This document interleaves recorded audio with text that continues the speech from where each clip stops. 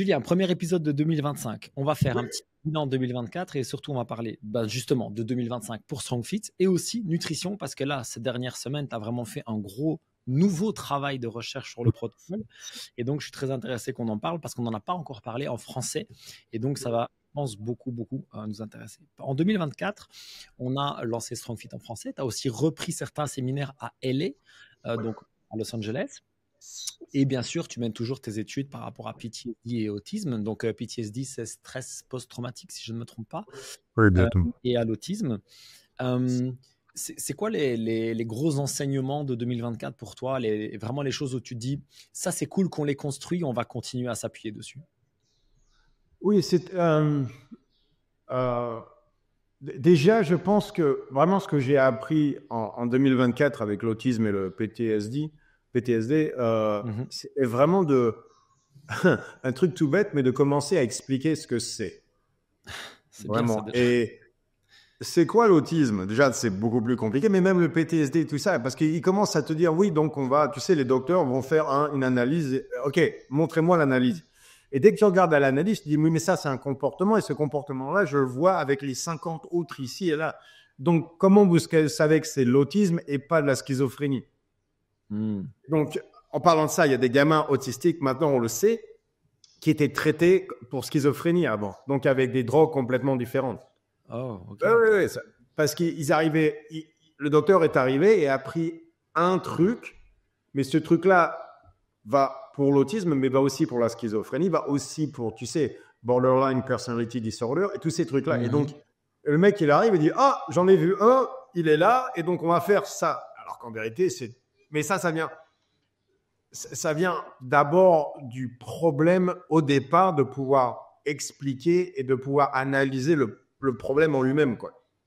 Et pouvoir définir les paramètres de ce problème-là. Et c'était un peu le problème avec l'anxiété. C'est l'anxiété, ça veut dire quoi? Parce que la plupart des gens se disent, tu sais, oh, je me sens pas bien. Ok, mais ça veut simplement dire que ton chien est mort, quoi. Ça veut pas dire qu'il y a un problème. Tu vois ce que je veux dire? La vie n'est... Ouais. Cette idée que si tu ne te sens pas bien ce jour-là, il y a un problème n'est pas vrai du tout. Peut-être que simplement, tu as une mauvaise journée. Ça arrive aussi, ça. Oh oui. La vie, c'est 50-50. Parce que si tu as un bon jour, c'est-à-dire que tu as un mauvais jour aussi. Et ça ne veut pas dire que ce soit... Non, il n'y a pas de... Parce qu'ils parlent toujours de problèmes mentaux, tu sais, de maladies mentales et tout ça. Et je peux te le dire, parce que je suis dedans, un grand pourcentage de ça, en vérité, est une définition qui a changé. Les gens ne seront pas... Oui, parce que maintenant, s'ils te disent on a beaucoup plus d'anxiété qu'avant, ce qui est vrai sur certaines choses, il y a tout un problème somatique au niveau, tu sais, nutrition, entraînement, les gens ne bougent pas assez, tout ça, ce qui est très vrai. Oui. Mais en même temps, on a dit aussi, on a laissé les gens penser que d'avoir une mauvaise journée est un problème. Ouais. Oui, et puis tu te retrouves aussi avec des gens qui ont peut-être d'autres problèmes et qui identifient ça avec de l'anxiété et donc on a beaucoup plus d'anxieux, quoi. C'est ça l'idée en fait. Oui, et en même temps... Peut-être juste, t'as même pas vraiment un problème. Peut-être juste une mauvaise journée, une mauvaise semaine. Je me sens pas bien aujourd'hui, t'attends demain, quoi. Tu continues à bosser sur tes trucs. Tu dis, ouais, mais enfin, je me sens pas bien aujourd'hui, c'est pas grave. Demain, je serai mieux. Peut-être que t'as pas bien dormi. Bref. 2 jours après, 2 nuits de sommeil, et tu te réveilles, oh, je suis beaucoup mieux. Peut-être que tu étais fatigué, tu n'avais pas dormi. Bref. Parce que maintenant, tout de suite, c'est oh mon Dieu, oh mon Dieu, oh mon Dieu, oh mon Dieu. Pourquoi ça a changé ça? Pourquoi? Parce que moi, je m'identifie très bien à ce que tu dis. Il y a vraiment une époque où dès que j'avais une mauvaise journée, c'était la crise, genre oh my God, forcément, j'ai mal mangé, machin, je suis anxieux. Et puis après, maintenant, souvent, j'arrive à me dire non, mais en fait, juste, ça fait 3 jours que je pousse, que je suis à fond. Forcément, le 4e, je suis un peu fatigué et c'est OK, quoi. Tu vois? Honnêtement, pourquoi ça a changé? C'est une question de compétence et de notre vue de la compétence. Qu'est-ce que je veux dire par là? Tu sais, tout ce qui est identity politics, je sais pas comment ils le disent en français, les politiques d'identité. Non, je connais pas le terme. Je vais chercher. Identity politics? Non, tu sais de quoi je parle. Tu sais, tout est une question soit de couleur, soit de sexualité, soit politique identitaire. Ouais, je vois. OK. Politique identitaire. Okay. La première victime de la politique identitaire dans laquelle on est en ce moment, c'est la compétence. On peut commencer à expliquer pourquoi. Dans les années 60, il y avait déjà une volonté de détruire les structures en place Et ça a commencé très fort avec le féminisme, par exemple, qui expliquait que pour avoir un monde juste pour les femmes, il fallait détruire la structure actuelle. Et donc, ça veut dire tout casser, tout ça. Bref. Donc, la première chose que tu fais, c'est que tu enlèves les gens compétents. Par exemple, regarde le grand saut de Big Jump Forward. Tu sais, Mao et tout ça. Ouais. Dans la Chine, par exemple, au Cambodge, en Chine, au Vietnam, les premiers trucs qu'ils ont fait, c'est tuer tous les gens qui avaient des lunettes. Tous les intellectuels. Tous les intellectuels. Donc, si tu avais des lunettes et tu avais un intellectuel, donc tout de suite. Bien sûr. Ridicule maintenant, mais l'idée, c'était quoi? C'était d'attaquer directement la compétence de manière à pouvoir casser la structure en place, de manière à pouvoir reconstruire. Et donc, la première victime de ces politiques identitaires, c'est toujours la compétence. C'est toujours la structure en place. Et donc, on a commencé à casser avec ça. Et donc, toutes les valeurs par rapport à la compétence qui étaient, tout continue à travailler de toute façon, continue à, tu sais, get shit done. Faut que ça marche, quoi. Faire parce que des choses, la société dans laquelle on est, faut que ça marche, quoi. Ouais. Et donc, par exemple, il faut avoir des bébés. Parce que sinon, il n'y a pas de société, quoi. C'est un problème. Et c'est un problème énorme à l'heure actuelle. Mais tu n'as pas le droit d'en parler parce que sinon, c'est un abus des femmes. OK, mais qu'est-ce qui se passe quand il n'y a plus d'enfants et quand la population baisse de 70%? Tu vois ce que je veux dire? Et quand on a 5, je mets des gros guillemets, 5 vieux dont on doit s'occuper avec seulement 2 jeunes. Comment est-ce qu'on paye? Comment est-ce qu'on gère? Ça arrive vite, c'est très compliqué. Ça arrive très, très vite. Ça arrive en 30, 40 ans, ça. Donc, mais par contre, si je veux parler de ça, tout de suite, je suis un misogyne, alors qu'en vérité, c'est simplement, on l'a vu, il y a eu des collapses d'empires entiers par rapport à ça. C'est connu, c'est un fait. Ça n'a rien à voir avec contre les femmes ou quoi que ce soit. Je veux simplement pas voir la société entière s'effondrer. Tu vois ce que je veux dire? Donc, dès que tu commences dans les politiques identitaires, tu vas toujours sur la compétence et la structure en place. Et donc, on a enlevé ce qu'ils appellent le toxic masculinity, qui était vraiment là qu'il faut travailler dur, il faut aller de l'avant, tu vois ce que je veux dire. Et donc, les gens, à l'époque, ils se plaignaient, pardon, mais c'était les perdants, quoi. À l'époque, c'était ouais, un peu plus la mentalité à la dure, à l'ancienne. Donc, c'est vraiment ce truc. D'ailleurs, maintenant, on dit à l'ancienne. C'est-à-dire, OK, tu as une mauvaise journée, tais-toi, va bosser, demain, ça ira. Et maintenant, l'idée, c'est de dire je me tracasse, je me questionne, il faut que je me ressente, etc. Pardon, mais quand tu es dans un combat, tu t'arrêtes pas quand tu es fatigué. Tu t'arrêtes quand le gorille est fatigué. Ouais. C'est toujours pareil. Tu vois ce que je veux dire? Il faut arrêter un peu de ce côté-là, quoi. C'est-à-dire que tu n'as pas cette idée qu'on a le choix de s'arrêter quand on veut. C'est pas vrai du tout. Par exemple, j'ai le choix de ne pas avoir un bébé. Oui, une femme a le choix de ne pas avoir d'enfant. Si toutes les femmes choisissent à l'échelle de la société, de ne plus avoir d'enfants, il n'y a plus de société. Ouais.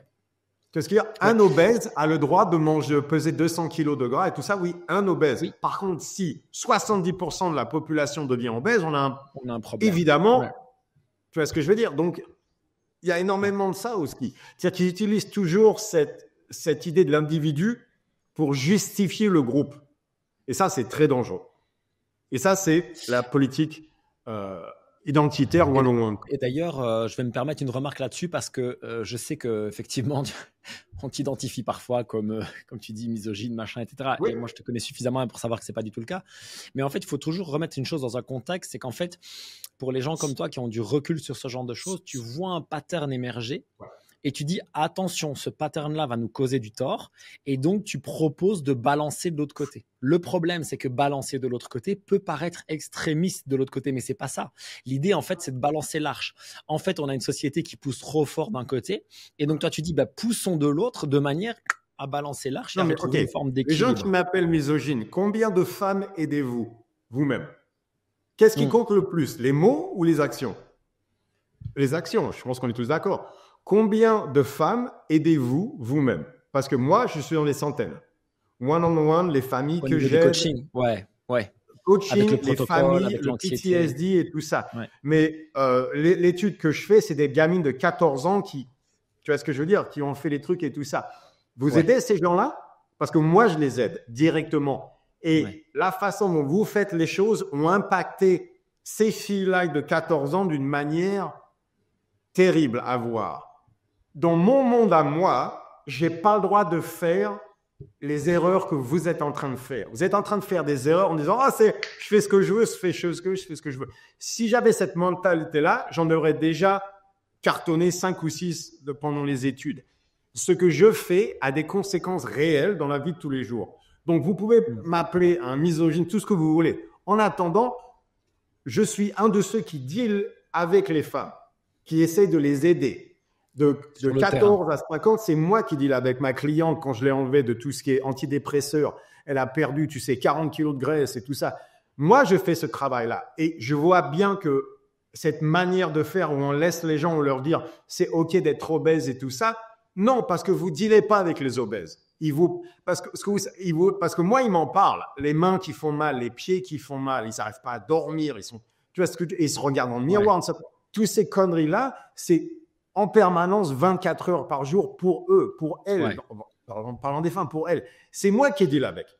Moi, je deal avec ça. Donc, je ne veux pas leur dire « Oh, c'est pas grave, gagne 10 kilos de plus. » Non, il va falloir perdre 30 kilos parce que sinon, à 55, crise cardiaque. Moi, je deal avec ça. Donc, OK, misogyne, mais en attendant, c'est moi qui aide les femmes. Ouais. Et vous, pardon, mais vous ne faites rien. Et donc, tu sinon, disais on empirerait les choses. Un truc capital pour dealer avec donc le PTSD, avec le ASD, donc Autistic Syndrome Disorder, si je ne me trompe pas.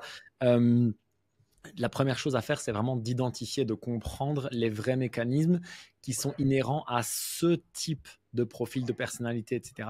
Et pas finalement ce qui est sous-jacent à 5, 6, 7 trucs différents, en fait, parce que finalement, tu ne vas pas adopter le bon traitement. C'est ça l'idée. Et honnêtement, c'est 60% des symptômes qu'on va te donner, par exemple, pour le ASD. Ouais. Tu peux le retrouver ailleurs, dans tout ce qui est borderline personality disorder, bipolar. C'est bipolaire. Oui. Regarde les symptômes bipolaires, regarde les symptômes ASD, tu vas trouver 50% sont partagés. C'est la même chose. Par contre, si tu fais le même traitement, c'est la catastrophe. Parce qu'il semblerait qu'il y ait une réalité sous-jacente par rapport à ça. Donc, l'idée, c'est de trouver ce problème sous-jacent qui donc peut arriver soit d'un côté pour les ASD, soit de l'autre côté pour le bipolaire. Donc, où se fait l'écart, quoi. C'est-à-dire parce qu'en vérité, autisme, désordre, bipolaire, intensité qui va dans certains désordres. Tu vois ce que, donc, en vérité, il faut comprendre la fonction sous-jacente de manière à pouvoir comprendre le désordre. Okay. Alors qu'en vérité, ce qu'ils font, c'est qu'ils font une liste de désordres en général et ils te mettent tout dans des boîtes. Mais donc, ça marche pas du tout. Ce qu'il faut faire en vérité, c'est une liste des fonctions et de voir quand cette fonction-là part en sucette, on a ce désordre-là. Donc, il ne faut pas essayer de simplement dealer avec le désordre, il faut dealer avec la fonction. Et où est-ce que le problème a commencé? Où est-ce que la fonction est partie du côté désordre? C'est à ce moment-là qu'il faut regarder les choses, quoi. C'est ça qui est très important. OK. Et bien sûr, et en parlant de ça, c'est le plus compliqué de tous. Si tu permets, on parlera de nutrition après, mais par contre, tu parles de PTSD, ASD et même bipolaire. Donc, si je ne me trompe pas, la bipolarité, c'est une espèce de prémisse à la schizophrénie si on va trop loin. Ouais. L'intensité, en réalité, c'est comme une schizophrénie moins forte. Oui, c'est ça. Moins forte. D'ailleurs, dans l'ordre, je pense que c'est cyclothymie, bipolarité, schizophrénie, enfin bref. Oui, anxious depression, dépression anxieuse ou quoi. C'est ça. Tu peux mettre ça. Tu vois, c'est une intensité qui monte, quoi. C'est ça. Et en fait, j'ai l'impression que par contre, sur ce spectre, tout le monde, enfin sur ce continuum, tout le monde, ASD, etc., tout le monde bénéficie de bouffer moins de sucre. C'est vrai, non? Franchement, quand je le constate sur le terrain, je parle. Je n'ai pas fait d'études là-dessus, moi c'est sur le terrain que je le vois. Hein. Il semblerait qu'il y ait un niveau somatique par rapport à tout ça, c'est-à-dire qu'un niveau inflammatoire, un niveau somatique. Okay. Donc on peut aller sur la flore intestinale, on va en parler de ça. Le côté somatique, le côté corps. Ouais. Donc il y a une fonction. Il semblerait qu'il y a une fonction quelque part, même au niveau cognitif, et quand le côté somatique part du mauvais côté, cette fonction-là part en désordre. Je simplifie les choses, mais il semblerait que ce soit ça. Donc en vérité, comme le somatique est le même problème, les symptômes sont les mêmes. Alors que la fonction est différente au départ. OK. Donc oui, il y a des trucs comme par exemple le sucre et même production d'énergie qui va te donner des problèmes au niveau de la schizophrénie ou de l'autisme de la même manière, alors qu'en réalité, ils sont exactement à l'opposé. Mais OK. Parce que le problème, c'est pas ça. Le problème, c'est le sucre à cause de la flore intestinale, à cause des ratios d'énergie, à cause de. Parce que, tu vois, on va en parler de ça et ça va tout mettre ensemble en vérité. Le côté des ratios d'énergie explique énormément de choses. Ben c'est ça, en fait, si tu veux, on avait prévu de parler de 2025 d'abord et puis de la nutrition, mais je pense que là, ce serait vraiment une suite beaucoup plus logique d'aller là-dessus. Donc, oui, parce que c'est la même chose. Je sais que tu as fait pas mal de recherches, notamment par rapport au ratio d'énergie et l'impact sur la flore intestinale. Est-ce que tu peux nous dire d'où ça part et un petit peu comment tu as construit les choses récemment? Ok, donc on va parler de flore intestinale. Ok, donc dans le cadre flore intestinale. Donc tout le monde, écoutez bien, je vais vous donner une hypothèse qui est basée sur d'abord la flore intestinale. On va là-dessus, en parlant de ça, on va parler d'une hypothèse que j'ai. Donc mon hypothèse, c'est que soit on peut avoir des carbohydrates, donc tu sais, fibres très hautes, tu sais, les patates, les trucs comme ça, igname, tous ces trucs-là. Ouais, les glucides, ouais.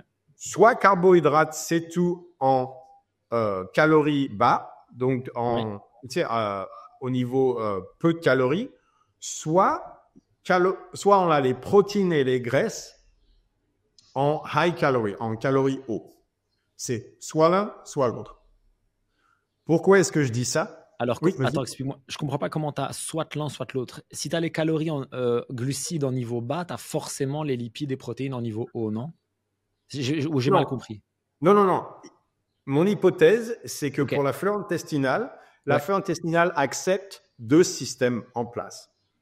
Est faite pour deux systèmes. Soit un système basé sur les carbohydrates dans le cas d'une calorie assez basse, soit quand il y a beaucoup de calories, ça vient protéines et graisses. Ok, je traduis pour être sûr d'avoir compris, si tu permets.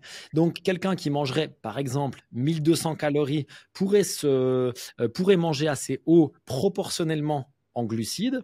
Par contre, quelqu'un qui va monter à 3500 calories va être obligé d'être haut en protéines et en lipides et de rester relativement bas proportionnellement en glucides.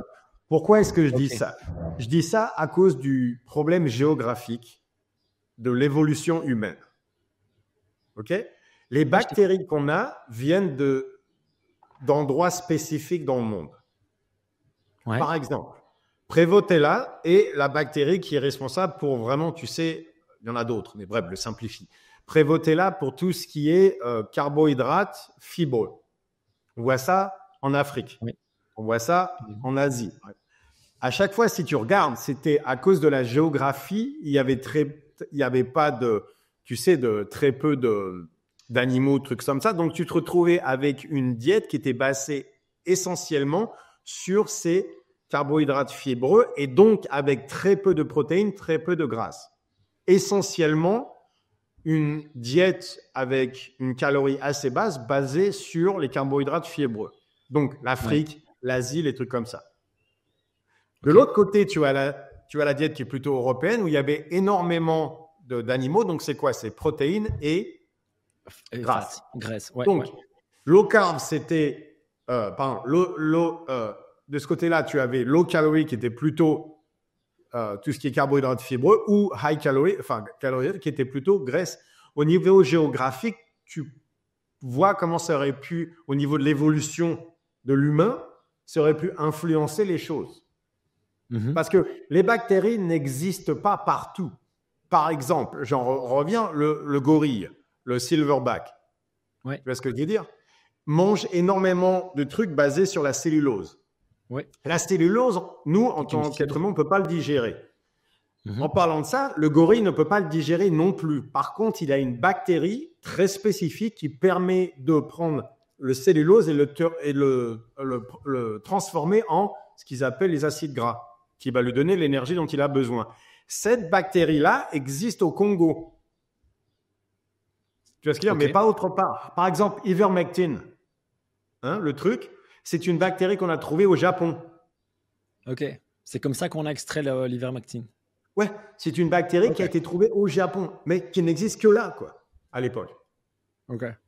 Tu vois ce que je veux dire? Donc, les bactéries au niveau géographique, sont très, très spécialisées. Donc, si on regarde l'évolution de l'être humain au niveau culture et tout ça, tu pourrais voir qu'il y a au moins c'est une hypothèse, que le corps humain est fait soit pour, tu sais, calories basses, carbohydrates, ou calories hautes, protéines et graisses. Donc, déjà, ça, c'est mon hypothèse au départ. Pourquoi est-ce que je dis ça? Il y a des ratios d'énergie qui se font. Par exemple, quand on parle de carbohydrates fibreux, c'est-à-dire que tu as à peu près 20-30% de ce, on va dire, de lignin. Bref, prends lignin, l'Afrique, lignin. Tu as à peu près 30% de lignane qui ne va pas être digéré tout de suite. Donc, tu sais, c'est quoi? C'est grand intestin, petit intestin ou l'inverse, quoi. Bref, tu sais, la digestion, il y a 2 phases. Il y a la première phase où tout est digéré, ça part dans le sang, tout dire. Et il y a la seconde phase où donc les fibres vont arriver, donc, tu sais, juste au-dessus du côlon et tout ça, qui est une partie de l'intestin, où là, justement, les bactéries vont décomposer cette partie-là et le transformer en acide gras, donc propionate, acétate et butyrate. Bref. Right? Et donc, tu as un ratio entre la première digestion et la seconde digestion. Je simplifie, mais bref, tu comprends l'idée, quoi. Ouais. Tu vois, c'est 70-30, 80-20. Ouais. Donc, déjà, maintenant, donc ça se faisait comme ça. Donc, c'est-à-dire que tu vas avoir, par rapport à cette diète donc de calories basses avec l'igname, tu vas avoir un niveau d'énergie très, très spécifique. Tu as la première part qui te donne ceci et la deuxième part qui va te donner les acides gras avec énormément de propionate par rapport à ça et tout ça. Via la fermentation dans le côlon. Ouais. Il y a la fermentation dans le côlon. Pourquoi est-ce que ça compte? Parce qu'en vérité, il y a des ratios d'énergie qui sont très importants dans le corps et le propionate est exactement en haut. C'est-à-dire qu'entre le propionate et l'acétate, c'est le butyrate. Butyrate. À chaque fois, je me plante. Butyrate. En français, c'est butyrate. Je me plante. J'arrive jamais à le dire, celui-là. À chaque fois, je dis butyrate. C'est comme d'habitude avec les noms, quoi. Tu as un ratio qui est c'est 60-20-20 ou bref. Tu vois ce que je veux dire? C'est 60-20-20 d'un côté ou l'autre, quoi. Quand tu commences à monter les niveaux de propionate, tu te retrouves par exemple dans les symptômes de ASD. C'est-à-dire que dès qu'on regarde les gamins qui ont des symptômes de ASD, on voit des niveaux de propionate qui sont très élevés. OK. Donc, c'est-à-dire par exemple que si j'aurais des carbohydrates fibreux, mais avec beaucoup de calories, c'est-à-dire que j'introduis beaucoup plus de quantité, je me retrouverai avec des niveaux de propionate beaucoup plus élevés. Donc, un ratio d'énergie entre butyrate, bref, acétate et propionate qui a changé. Et ça, en vérité, on le voit tout de suite dans les symptômes de l'ASD. OK. En parlant de ça, on a vu que, ils appellent ça aussi l'acide propionique. Bref. On a vu que quand la mère est enceinte avec des niveaux de propionate très élevés, ça crée un problème au niveau du développement du cerveau des neurones gliales. En français, je ne sais pas du tout. Bref, glial neurons. Bref. Mais c'est très important parce que cette partie-là donc des gliales va aussi faire partie des symptômes de l'ASD. Donc, il semblerait que des niveaux très élevés de propionate cartonnent le développement du cerveau chez des autistes et donc pourrait commencer au moins empirer les choses par rapport à tout ce qui est ASD.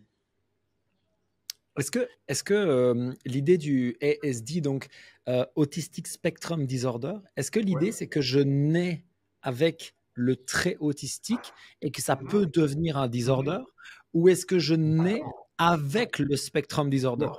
Tu nais autiste et de là, ça part en sucette quelque part. Ou pas. Maintenant, on va continuer le côté propionate. Tu sais, ce qui est très intéressant, c'est que le propionate a un côté anti-fungus. Ok, donc antifongique, ouais. Donc, non, c'est ok, je fais la traduction. Donc, tout ce qui est fast food, junk food et tout ça, il rajoute du propionate dedans. J'ai vu. Donc, tu te retrouves avec, en parlant de ça, fast food et tout ça, il passe directement la première phase de digestion. On le sait, on l'a vu, il arrive tout de suite dans la seconde partie, dans le côlon et tout ça. Donc, c'est-à-dire qu'entre le propionate qui est ajouté et le propionate qui va être développé dans le corps, donc par fermentation et tout ça, tu te retrouves avec des ratios d'énergie au niveau des acides gras qui sont monstrueux. Et ça, ça se voit au niveau du développement du cerveau, surtout pour les femmes enceintes, au niveau du développement de l'enfant, au niveau des symptômes, donc ASD, mais aussi sur d'autres trucs. À chaque fois, par exemple, tu vois des niveaux de propionate élevés. Et donc ça peut être associé avec la nourriture tout de suite. 2 choses, junk food avec high calorie diet. Ouais, le mal. Ouais. Exactement ce qu'on voit maintenant. Tu vois ce que je veux dire? Ouais. On voit tout un truc par rapport à ça, ces ratios d'énergie qui sont très, très importants. Donc, les gens pensent que je suis contre le carbohydrate, ce qui n'est pas vrai du tout. Mais c'est 2 choses. Donc, il n'y a pas de solution, il n'y a que des échanges. Je pense, et c'est mon hypothèse, que soit on est calories basses, carbohydrates, soit on est calories hautes, protéines et grasses. Donc, les gens vont te dire, oui, mais carbohydrates, on en a besoin pour la performance. Oui, mais la performance, il y a aussi donc faire les choses, mais il y a aussi la récupération, il y a aussi construire du muscle, il y a aussi dormir bien et tout ça. Et ça, ça va être fait d'une bien meilleure manière du côté calories hautes, graisses et protéines. Quand on voit les gens les plus grands, les plus gros, les plus costauds, pardon, mais c'est l'Europe par rapport à l'Afrique ou l'Asie, quoi. Ah oui, c'est pas de doute. Bah, les strongmen, globalement, Europe, quoi. Ouais. voilà. Tout comme il n'y a pas beaucoup d'Européens qui gagnent le marathon. On est de très très très haut niveau. On est bien d'accord. Pas autant, on va dire. Hein, ça ouais, reste quand même. Pas Où est autant, la politique identitaire quand il vient du marathon? Parce que il faut des grands. Ah, moi, je me sens un peu visé, quoi. Moi, je me sens un peu exclu quand il s'agit de gymnastique et de marathon. Non, mais les mecs, 1m85, 105 kilos, où est-ce qu'ils sont au niveau du marathon, quoi? Je veux dire, c'est pas normal, ça. Du coup, l'idée, c'est que si je veux augmenter mon total calorique de manière significative, j'aurais bien plus intérêt finalement à garder une base de carbohydrates, on va dire, comme si je mangeais low calorie. Donc, je sais pas, quelqu'un comme toi ou moi, on va dire sur 1500 calories, je mangerais peut-être, je sais pas moi, allez, on va dire 150-200 grammes de glucides, voilà, on va dire ça comme ça. Non. Et donc, et ça, c'est le deuxième problème. Attends, 2 secondes, laisse-moi juste finir le raisonnement et puis après tu me dis.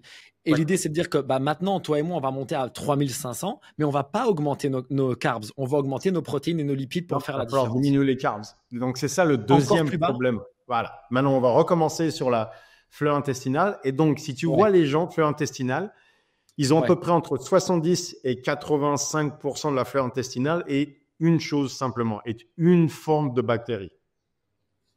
Ah ouais? À ce point-là, je pensais qu'il y avait beaucoup plus de diversité. Ah oui, mais il y en a toujours une qui prend le dessus, quoi. C'est ça l'idée. Ouais. Il y en a toujours une qui prend le dessus. Ce qui est très intéressant, c'est que dès que tu vas sur les bactery diets, donc c'est plutôt, tu sais, protéines et graisses, tu as une diversité beaucoup plus grande. Dès que tu vas du côté Prevotella, donc carbohydrates, tu as une diversité qui diminue à chaque fois. C'est-à-dire que quand tu vas du côté carbohydrates, tu vas à 80-90% Prevotella. Et donc, ça veut dire, et ça, c'est une autre hypothèse que j'ai, que le Prevotella est une bactérie qui est extrêmement agressive, extrêmement, on va dire, compétitive, et qui va essayer de gagner la course à chaque fois. Donc, c'est ça. Elle va prendre toute la place, en fait. Elle va essayer de prendre la place. Donc, si tu as 200 grammes de carbs par jour et des protéines et tout ça, c'est-à-dire que tu vas engendrer un combat au niveau de la flore intestinale constant. Et donc, cravings, tu sais, parce qu'il faut bien voir que la flore intestinale va jusqu'à la bouche. Tu vois ce que je veux dire? Il y a un contact entre les bactéries de la bouche et les bactéries au niveau de l'estomac et tout ça. Donc, si, par exemple, mon hypothèse, par exemple, l'unité, si j'ai raison, ça veut dire qu'en réalité, les cravings que tu as, c'est simplement le Prevotella au niveau même qui essaye simplement de communiquer aux bactéries de la bouche qu'il faut amener plus de carbohydrates parce que là, on n'est pas en train de gagner la course, quoi. Donc donne-moi plus, quoi. Donne-moi plus, ce qui serait normal parce que regarde où le Prevotella a grandi. Dans un endroit géographique où justement la compétition, pour rester en vie à cause des bas calories, il fallait être très, très, très bon performant, au niveau performance. Donc, c'est une bactérie très agressive qui, au niveau de l'évolution, est devenue de plus en plus forte de manière à garder le corps vivant, quoi. L'hôte vivant. Et donc, ce qui n'est pas nécessairement vrai quand tu as une diversité de nourriture plus élevée comme en Europe. Alors, il y a pas mal d'études qui proposent que l'apport en fibres variés, donc légumes, fruits, etc., permettent d'avoir une plus grande diversité au niveau du microbiote. Oui, mais rappelle-toi, il dit carbohydrates fibreux. En vérité, les carottes, ça compte pas. Là, qu'on parle d'un truc qui est vraiment, vraiment spécifique, tu sais, genre igname. Qui sont très riches en carbs. Ouais. Je vois ce que. Ouais. Mais on va dire, dans cette approche que tu nous proposes, quelle va être la place de, je sais pas moi, des concombres et de la salade verte et tu vois les choses qui sont basses en calories et qui permettent d'avoir des fibres. Donc, pour moi, ça compte pas. Il y a qu'une chose.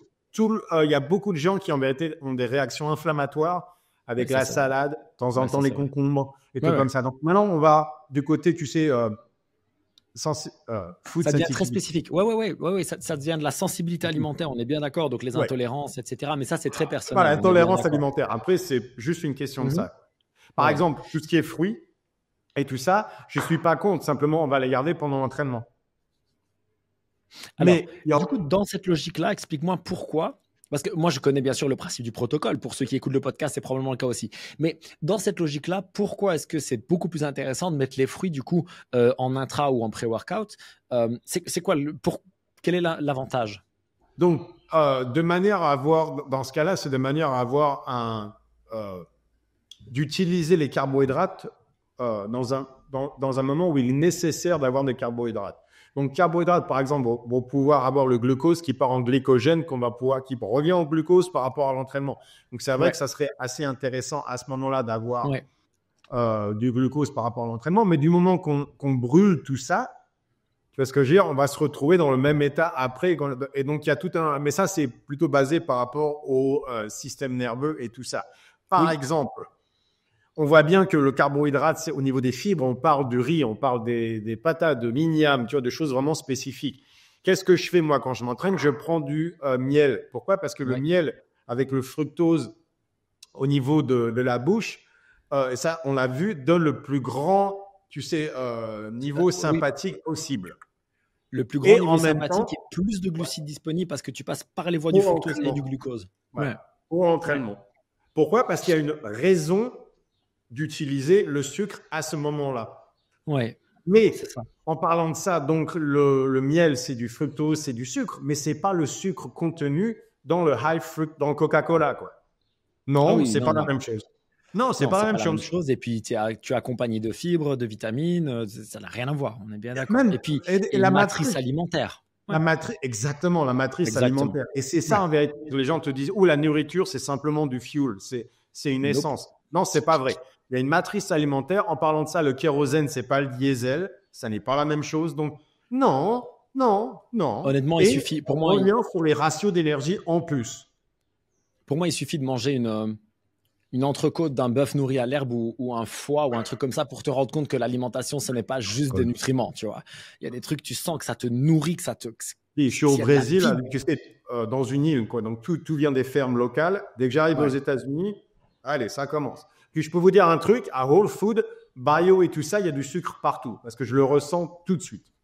Ils sont en train de mentir par rapport à tout ça. Alors là... Mais c'est ça aussi le problème, c'est qu'ils te disent tous, ils parlent de nourriture comme tout était la même chose. Alors qu'en vérité, il y a tout un système en place à l'heure actuelle où ils mentent à droite, à gauche. En parlant de ça, donc ils rajoutent le propionate, tu sais, à cause des qualités anti-fungus et tout ça. Donc, ils ont fondamentalement changé l'évolution de la nourriture pour l'être humain. Et donc, mon hypothèse, c'est que soit on est calories basses, donc carbohydrates, tu trouves pas ça surprenant que quand les gens commencent avec les carbohydrates, ils ne mangent que ça? Donne-leur 50-10 ans et regarde tout ce qui est végan, là, les vegans. Ils mangent que des carbohydrates. Il n'y a même plus de protéines. Il n'y a pas de graisse. Même pas que des carbohydrates. Et ils mangent de moins en moins. On a une petite discussion en off. On va pas parler de ce cas spécifique. On va dézoomer.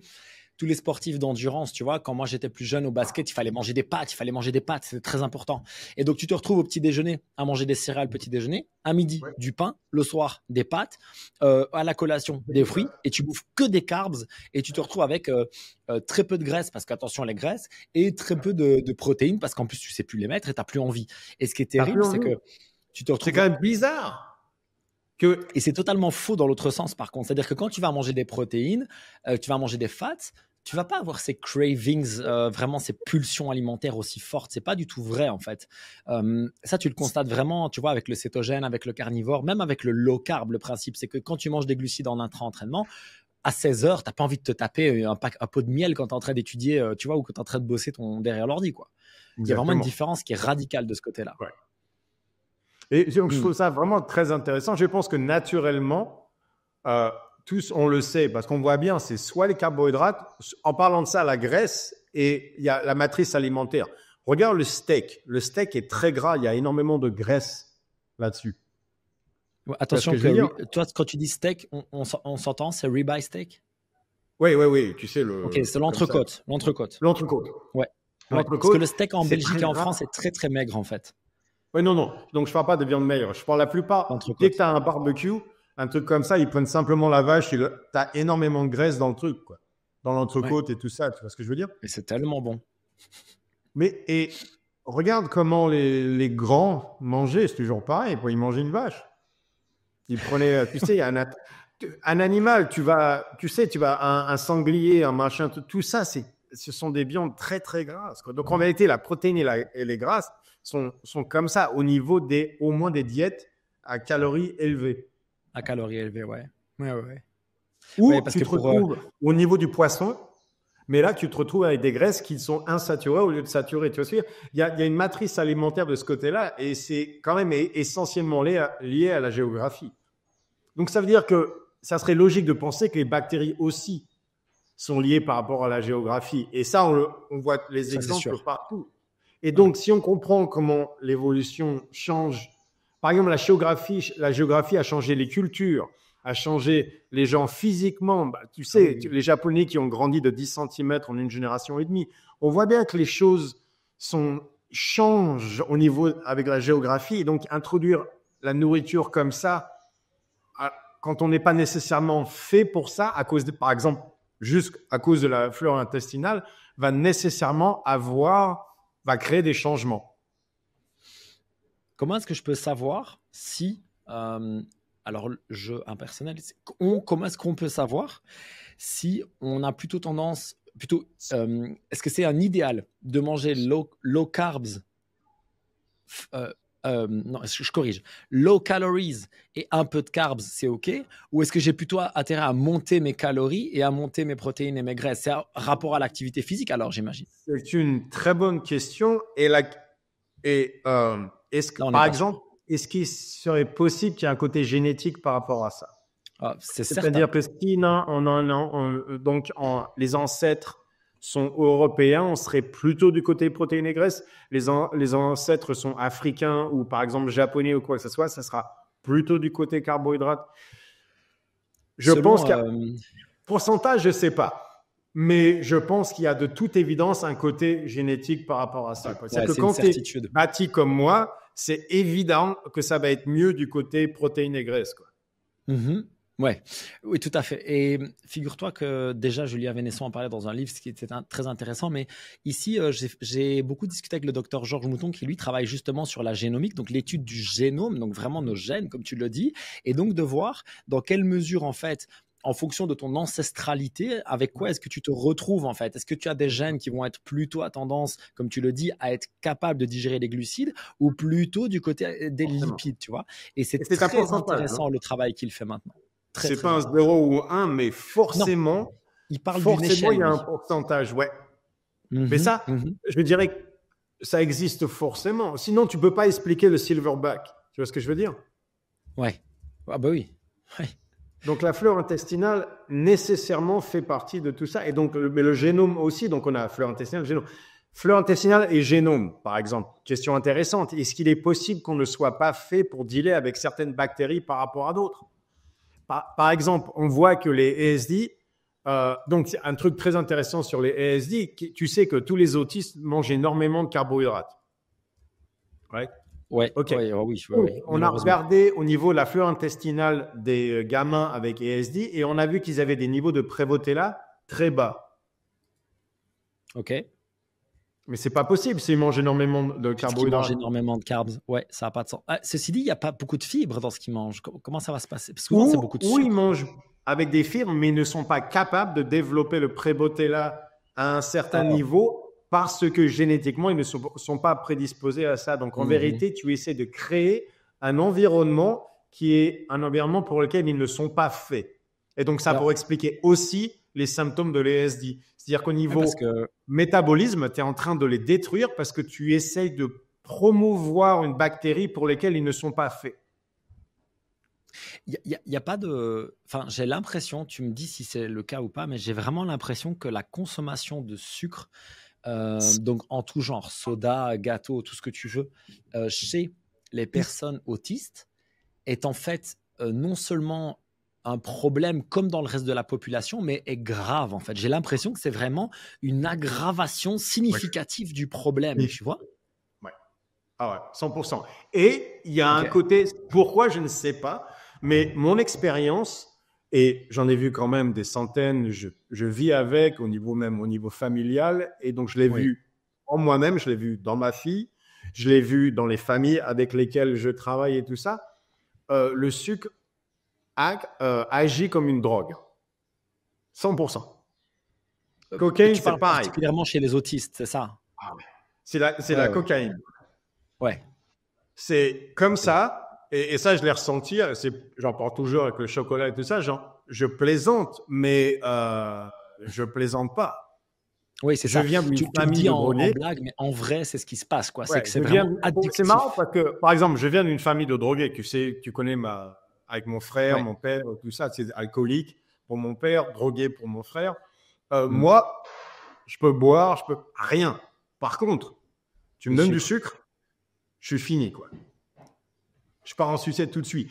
J'ai perdu quoi, 7-8 kilos et je ne prenais que 200 grammes de carbs par jour, c'est tout. Et même pas de sucre. Je prenais du tapioca et tout ça. Donc vraiment, même ça, c'était trop.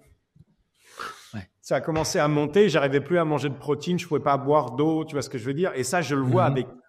Dès que tu commences un autiste avec des carbohydrates, tu donnes 3 semaines, parti.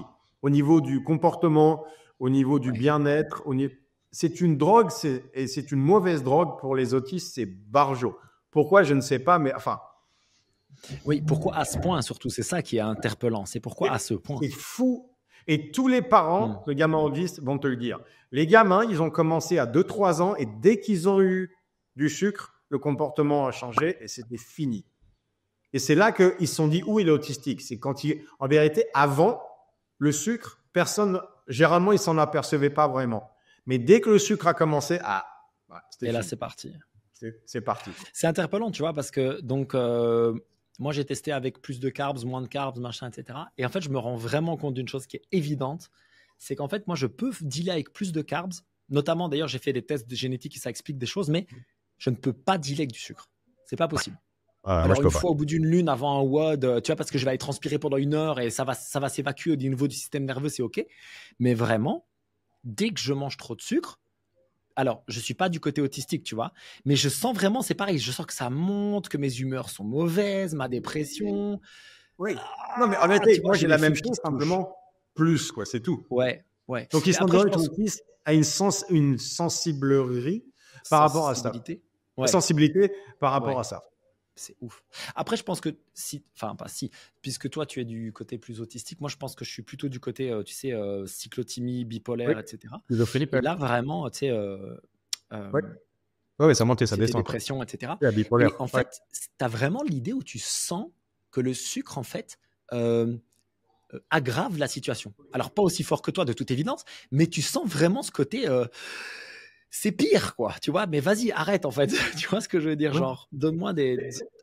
On en parlait de ça dans le dernier podcast avec Janina, c'est à quel point la vie est calme en ce moment pour nous. Ouais, depuis que vous avez arrêté les carbs. C'est calmé, quoi, mais à un niveau qui est… Par exemple, le miel, c'est 2 fois par semaine pour moi, pour mes gros entraînements, peut-être tu prends 3, même pas max. Chaque workout? Non. Ok. C'est trop. Et un peu de fruits ou même plus les fruits? Parce que je sais que tu aimais beaucoup les fruits à un moment donné. Non. 0. Ok. 0. Parce que la vie est tellement calme en ce moment et qu'on fait tellement de progrès. J'ai fait mon Elden Ring niveau 1. J'ai presque fini. Il n'y a pas moyen… Ça, si j'ai du sucre, oublie.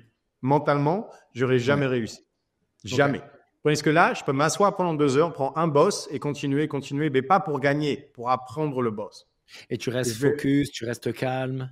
Concentré et pendant 2 heures, et j'essaie pas de gagner, j'ai simplement au départ, tu sais, d'éviter le boss, après éviter table, contre-attaque, évite la contre-attaque, et faire ça pendant 2 heures de manière à comprendre le boss comme on jouait hier. Ça, avant, j'aurais jamais pu le faire comme ça. La frustration mentalement, je serais parti, quoi. Donc, selon toi, j'arrive, tu sais, tout ce qui est études et tout ça, maintenant, au lieu de 2 heures, je peux faire 4 heures. Ça, c'est pas la même chose. Oui, ta cognition est vraiment meilleure, quoi. Et énormément. Parce qu'il y a beaucoup moins de frustration, il y a au niveau somatique, tous ces trucs-là, la vie est très, très calme.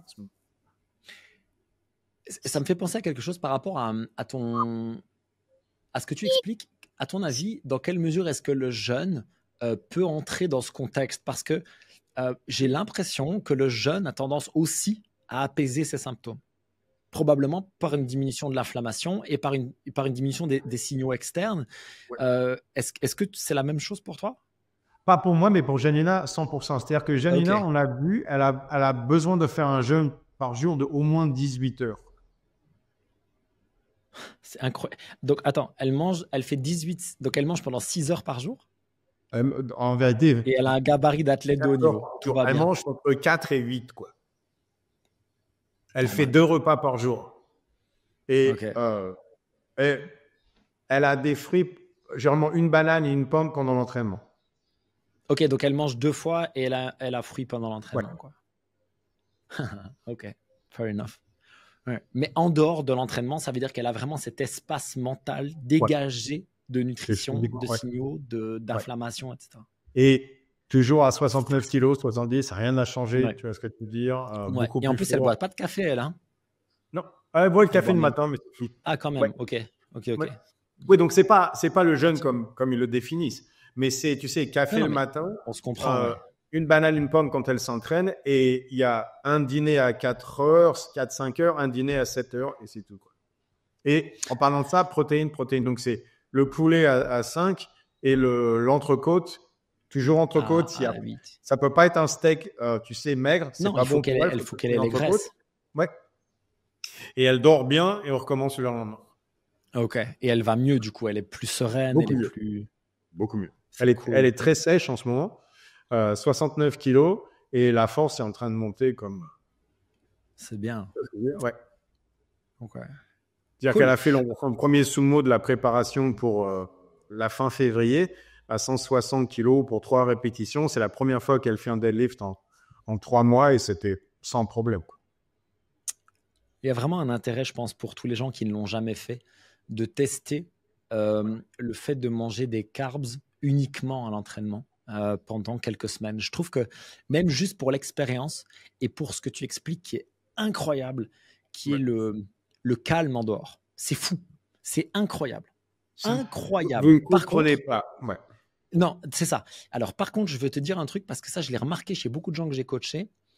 Du coup, ce qu'ils font, c'est qu'en fait, ils baissent les carbs en dehors, mais à l'entraînement, ils prennent genre juste une pomme, alors que c'est des gens qui font 1h30, 4 fois par semaine, 5 fois par semaine. Je dis non, ça, c'est pas assez. Je dis non, là, il faut monter. Là, il faut monter, là, il faut de l'énergie. Parce qu'après, ils me disent, ouais, mais je me sens pas à l'entraînement. Mais je dis, non, mais c'est normal, tu manges juste pas assez, en fait.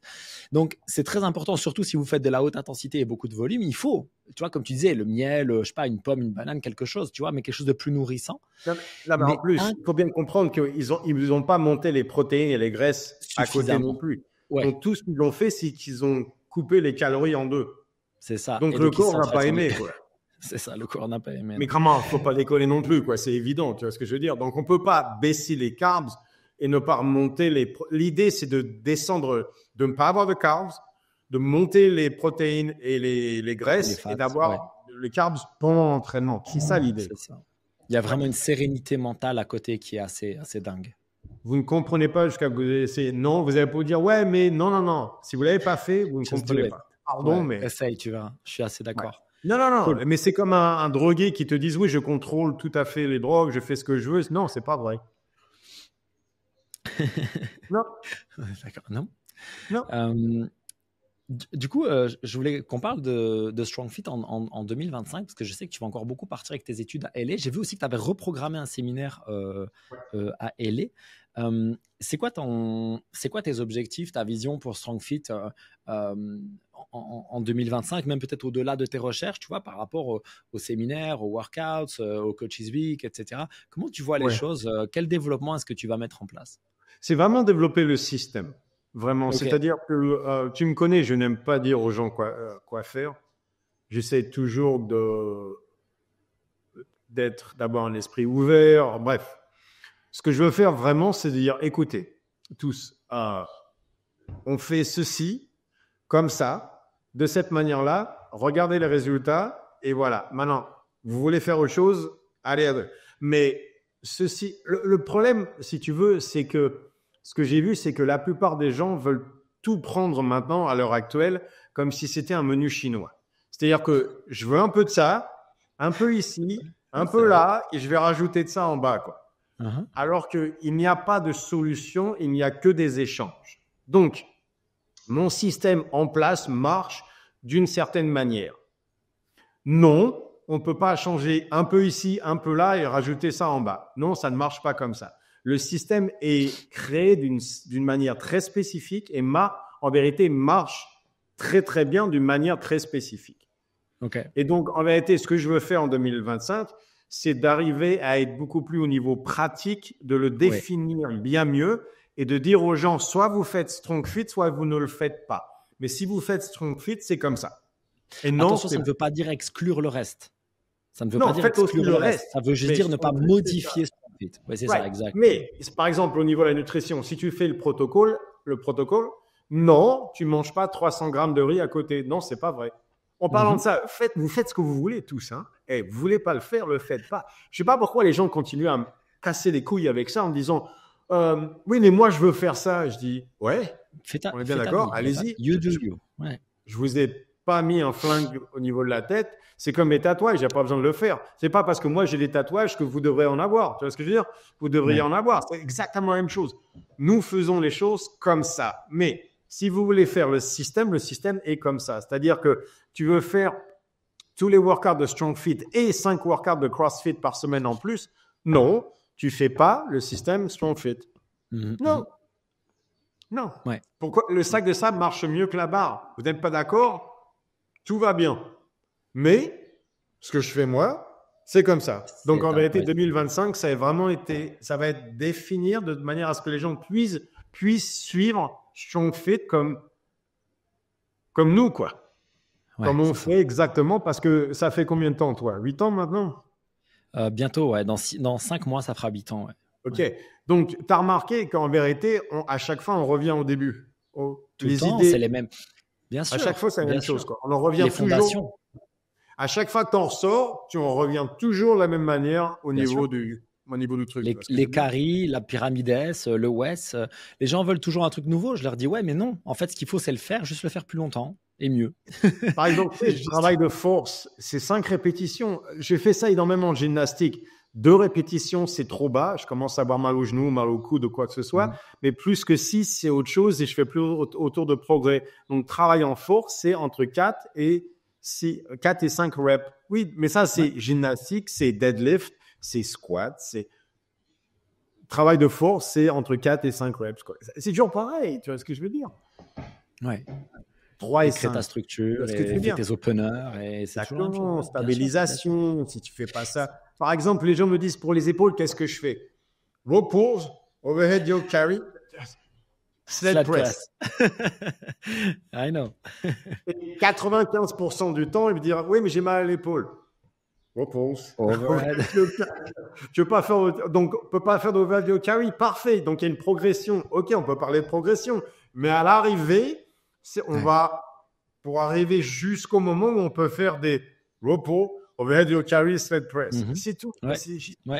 C'est comme les gens qui ont mal au dos, c'est toujours presque pareil. Moi, je leur dis, OK, donc tu apprends à faire un oblique opener, un sandbag carry, un hinge, un sandbag squat, et tu n'auras plus mal au dos pour le reste de ta vie. Donc, performance. OK. Donc, en attendant, regardez, mais même en parlant de ça, regardez l'entraînement de Janina. Qu'est-ce qui se passe? 10 mois par an, elle fait exactement ça et elle a en parlant de ça, elle commence sa préparation hier pour la compétition fin février, 160 kilos pour 3. Elle avait 6 à 8 répétitions. Donc là, elle a fait des progrès en faisant sac de sable, gymnastique, carries. Oui, Strong Fit, quoi. Elle s'entraîne à la manière Strong Fit et de là, elle peut se spécialiser quand elle en a besoin. Mais c'est-à-dire que non, elle ne fait pas des deadlifts toute l'année. Elle fait du Strong Fit toute l'année, qui n'est pas la même chose. Et donc, 2025, je veux vraiment définir ça. C'est un truc très important ce que tu viens de dire, c'est-à-dire qu'en fait, je pense que ce qui est mal compris, c'est l'ordre dans lequel il faut faire les choses. C'est-à-dire que très souvent, les gens vont vouloir faire Strong Fit et la spécialisation en même temps. Et en fait, ça marche beaucoup moins bien que quand tu fais de la préparation physique générale et Strong Fit et puis que tu fais ta spécialisation dessus. C'est beaucoup plus efficace, mais vraiment beaucoup plus efficace. C'est 80%. Janina, c'est 80% au moins. Strong Fit, 20% powerlifting. Et honnêtement, ça devait être le ratio pour tout le monde. Vous faites 80% Strong Fit, 20% CrossFit et vous allez faire des progrès. Et vous essayez de faire 80% CrossFit, 20% Strong Fit, ça ne marchera pas. La structure, c'est la base de la pyramide, c'est 80% du travail. Au moins, tu sais, structure, stabilisation, c'est 80% du travail. C'est ça. Donc, apprendre à faire ton opener, apprendre à stabiliser, apprendre à carry overhead, apprendre à faire du row pull, apprendre à faire du sandbag squat, du sandbag front squat, du zercher carry, blablabla. Tout ce qui est de manière à les top pull. Bref, tout un travail d'être humain, en vérité. C'est-à-dire qu'il faut être un être humain avant d'être un spécialiste. C'est une bonne remarque, ça. Il faut être un être humain compétent. Très souvent, je pense à ça, tu vois. Ici, pour la petite histoire, en 2024, je me suis fixé l'objectif de faire un bar muscle-up strict, ce qui, je crois que tu vois mes leviers, c'est quelque chose quand même de challenge. Donc, ça m'a pris 1 an, j'y suis arrivé, je suis très content. Et en fait, pourquoi je parle de ça? Parce que dans ma tête, en fait, un humain très compétent avec son corps, c'est faire ça. Il sait se monter au-dessus d'une branche. Tu vois ce que je veux dire? Et donc, je me dis, OK, il faut que je sache le faire. C'est tout. Tu vois, comme pour moi, il faut savoir faire un deadlift avec ton poids du corps. Il faut savoir faire, tu vois, des choses qui sont fondamentales comme ça. Il faut savoir courir, sprinter, c'est très important. Tu vois. Et pour moi, c'est plus important ça que de savoir faire un bon snatch. Après, j'aime bien faire le snatch parce que je trouve ça rigolo. Je trouve ça amusant. Mais c'est la cerise sur le gâteau. C'est pas la fondation de mon fitness. Non, il faut être un singe d'abord, quoi. Un gorille d'abord et un spécialiste après, quoi. C'est-à-dire que, donc, imagine si tu avais besoin d'être un lutteur, quoi. Tu vois ce que je veux dire? Comment est-ce que tu bosserais? Lutteur, c'est quoi? C'est gymnastique, sac de sable. Oui, bien sûr. La barre, elle sert à rien. On commence avec ça, right? Et après, on peut devenir un spécialiste. Donc, à chaque fois, tous avec leur CrossFit et tout ça, en vérité, ils veulent se spécialiser à 90%. Mais c'est parce qu'ils veulent gagner. Tu vois ce que je veux dire? Ils veulent en parlant de ça, ils disent CrossFit, mais c'est pas vrai parce que CrossFit, c'est regarder là où tu es mauvais et travailler là-dessus. C'est pas ça qu'ils font. Ils ne s'organisent que des workouts où là, ils se la donnent bien, quoi. Ils essaient de gagner. Ils essaient de travailler le boss qu'ils aiment eux-mêmes, qu'ils aiment parce que c'est le boss, c'est exactement la manière qu'ils aiment bien, quoi. Donc, en vérité, ils se spécialisent dans ce boss-là. Alors qu'en vérité, non. Il faut avec le boss là-bas qui est exactement le type de truc que tu n'arrives pas à faire, quoi. En vérité, c'était ça CrossFit au départ, quoi. C'est Sockless. Sockless, exactement. Il disait, l'idée, c'est pas d'être le meilleur quelque part, c'est d'être nulle part. Il faut être nulle part. Un amateur et un professionnel, c'est ça. C'est qu'un amateur s'entraîne pour gagner, alors qu'un professionnel s'entraîne pour ne jamais perdre. Ouais, ne jamais rater, en fait. Ne jamais rater. Ouais. C'est-à-dire que quand tu fais des free throws, tu ne vas pas t'entraîner jusqu'à ce que tu en fasses un. Non. Tu vas t'entraîner jusqu'à ce que tu n'en manques pas un. Exactement. Absolument. C'est-à-dire que tu t'entraînes jusqu'à ce que tu puisses en faire 20 d'affilée, quoi. Donc, un amateur va s'entraîner, j'en ai fait 2. Voilà, j'ai fini. Alors qu'un pro, c'est non. C'est-à-dire que tu t'entraînes jusqu'à ce que tu ne puisses pas en manquer 2. Tu n'en rates pas, exactement. Ouais. Tu vois ce que je veux dire? C'est ça la différence entre un amateur et un pro, entre quelqu'un qui est OK contre quelqu'un qui est bon. C'est-à-dire que si tu vas être bon à CrossFit, on va voir ce que tu ne peux pas faire et on va travailler là-dessus. Il ne faut jamais être mauvais. C'est pour ça que j'aimais le strongman, c'était pareil, quoi. Donc cette année, l'idée, c'est que en fait, notre job, ça va être de définir la méthode StrongFit de manière encore plus claire, encore plus précise, et puis d'aider les gens à l'implémenter de manière concrète. C'est ça l'idée. Ouais. Et C'est un beau aussi défi. d'avoir ce message, tu sais quoi, c'est comme ça. C'est-à-dire que tu fais ça, tout va bien, mais c'est pas strong fit. Arrête de dire que tu fais. Par exemple, il y a des gens qui font des workouts. Donc, Janina poste son workout et le mec a changé le workout en disant oui, j'ai fait avec un sac plus léger, mais j'ai aussi fait ça. Je dis oui, mais je m'en fous, c'est pas le workout. Tu as changé de manière à favoriser ce que tu aimes faire, ok, mais donc ça n'est plus le workout. Donc, c'est comme utiliser un sac de sable avec des sangles. Ok, mais c'est pas un sac de sable. Si tu mets des sangles, c'est pas un sac de sable. C'est plus. Tu parles des poignées, c'est ça, mettre des poignées sur le sac. Ouais. Ah ouais, non. Par exemple, non, c'est pas la même chose. Donc, elle faisait 10 minutes avec le front squat, sandbag front squat. Et le mec, il dit, oui, j'ai fait plus léger, mais j'ai aussi fait du airline ou quoi que ce soit. Là. Ça n'a rien à voir. OK, mais ça, c'est un autre workout. Et c'est OK. Non. Et c'est OK. Mais dis pas que tu as fait la même chose. Mais c'est OK, c'est pas OK dans le sens que non, mais c'est pas ça le workout. Donc, fais ton truc. Mais pourquoi est-ce que tu as besoin de venir de mon côté à moi pour dire oui, mais moi, j'ai fait différent? Oui, mais je m'en fous. Moi, je ne fais pas ça, je fais ceci parce que ça marche. Tu me dis que ton système à toi marche, OK, donc crée un système, fais tes podcasts, fais des séminaires. Si ton système marche mieux que le mien, j'aime bien de ton côté. Mais tu viens de mon côté, tu prends mon truc et tu le changes parce que X, Y, j'en ai rien à foutre. Ouais. Pourquoi as-tu besoin de changer mon workout pour ce que tu aimes faire? Est-ce que ça marche mieux?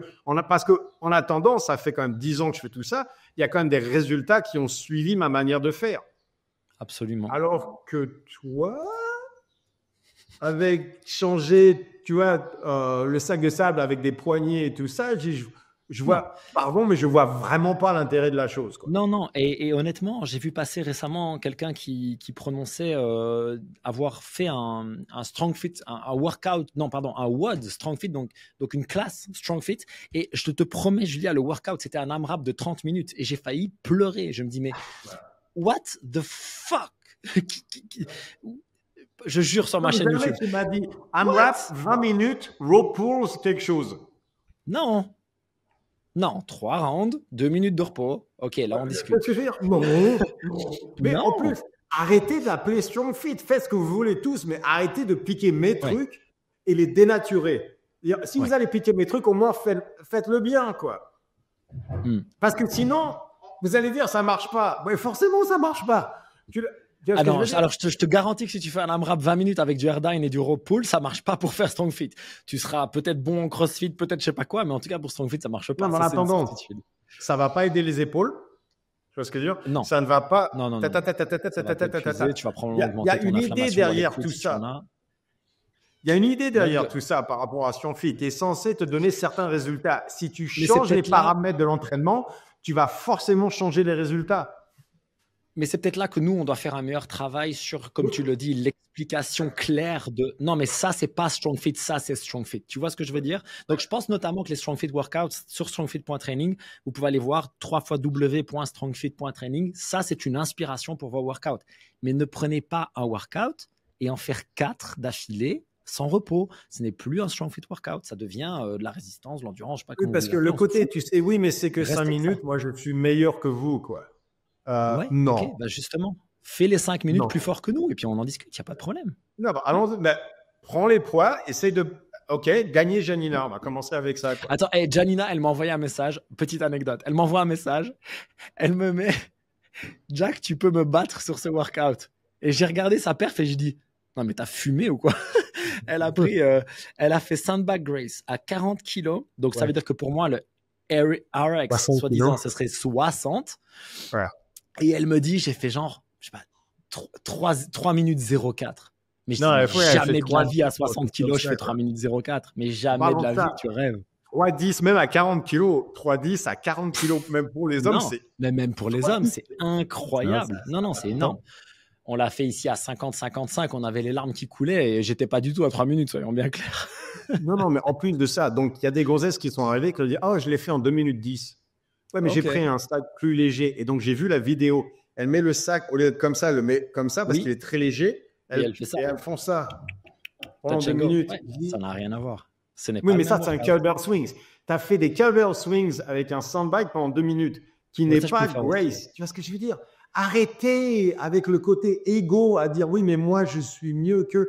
J'en ai rien à foutre en parlant de ça.